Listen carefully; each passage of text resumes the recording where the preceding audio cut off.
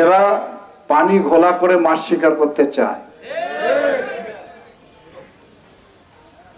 তাদের বিগত 6 মাস থেকে যে বক্তব্য তারা রেখেছে সেগুলো যদি আপনারা ধারাবাহিকভাবে খেয়াল করেন, তারা জেহাদ ঘোষণা করেছিল এই দাবি পূরণ না হলে বাংলার মাটিতে নির্বাচন হবে না, করতে দেওয়া হবে না।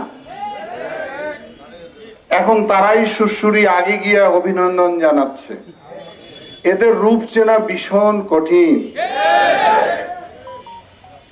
এরা বলে কি আর করে কি, কারণ এরা গুপ্ত, তো এদের চেনা তো খুব মুশকিল। আর এই ফেসিবাদ যে পতন হয়েছে, কার সঙ্গে কার যোগসূত্র নিয়ে এই ঘটনা ঘটেছে এটা তদন্ত করলেই বোঝা যাবে। কারণ ইতিমধ্যে কিছু তথ্য প্রকাশিত হচ্ছে।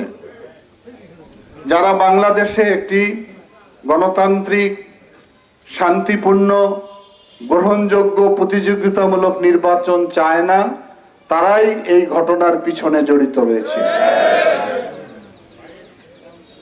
আমাদের প্রিয় নেতা মির্জা আব্বাস সাহেব স্বাভাবিকভাবে উনি ওখানে গিয়েছিলেন,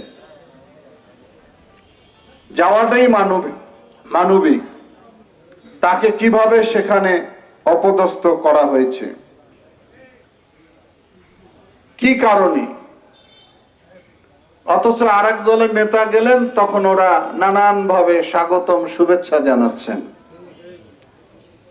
এই যে বাংলাদেশের রাজনীতিকে কুলুষিত করা হচ্ছে, এটি হলো ভয়ঙ্কর শক্তি।